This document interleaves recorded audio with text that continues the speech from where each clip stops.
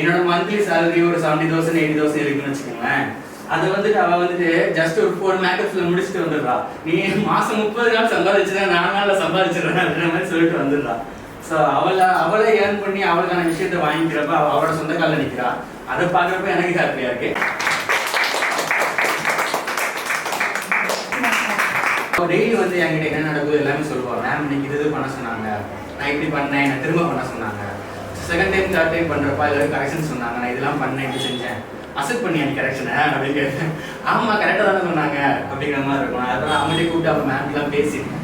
அவங்க எந்த ஒரு விஷயமுமே வந்து ஒரு ஸ்டூடெண்ட்டுக்கு சொல்கிறாங்கன்னா அது வந்துட்டு எப்படி சொல்கிறதுனா கம்யூனிகேஷன்ஸ் நமக்கும் இருக்கும். இப்போ அவளுக்கு கைடு அப்படிங்கிறது அவங்கனாலும் கார்டியன்கிற இடத்துல நான் இருக்கிறப்ப அவள் என்ன பண்ணுறா, எங்கே போகிறா, எங்கே வரா, என்னென்ன முடிச்சிருக்கா, எல்லாமே பக்கா கம்யூனிகேஷன்ஸ் நமக்கு வாட்ஸ்அப்லேயும் இருக்கும்.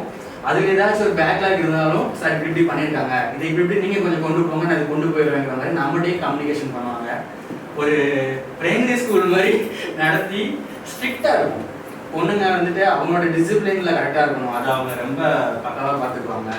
அதே மாதிரி அவங்க இடத்துல அவள் இருக்கிறப்ப நம்ம அதை பற்றி பாதர் பண்ணிக்கவே வேண்டாம் அப்படிங்கிற மாதிரி நான் இருப்பேன். அவள் நீ மேம் கூப்பிட்டாங்க இன்னைக்கு சண்டே, இன்னைக்கு அவங்க கூப்பிட்டாங்க நோ கூட ஏன் எதுக்கு கூட கேட்க மாட்டேன், போயிட்டு வா. அந்த அளவுக்கு ஒரு நம்பிக்கையை வந்து அவங்க உருவாக்குனாங்க. Thank you ma'am, thank you.